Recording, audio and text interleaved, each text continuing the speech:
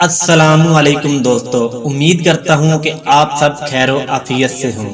آج کی ویڈیو میں ہم بات کریں گے سفر کی حالت میں روزہ رکھنا کیسا ہے۔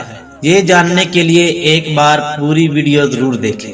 اگر آپ نے ابھی تک ہمارا چینل سبسکرائب نہیں کیا تو آپ ہمارا چینل سبسکرائب کریں، اور اس کو اگر ویڈیو اچھی لگے تو اس کو لائک اور شیئر ضرور کریں۔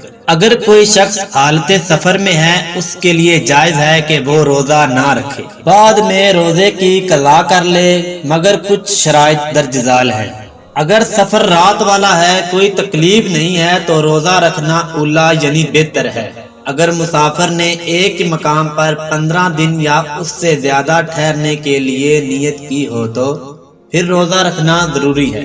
اگر صبح طلوع ہونے کے بعد سفر پر جانے کا ارادہ ہو تو اس دن کا روزہ رکھنا لازمی ہوگا۔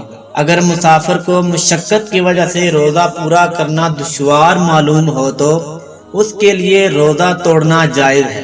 ایسے میں اس کے ذمہ صرف قضا ہوگی، کفارہ واجب نہیں ہوگا۔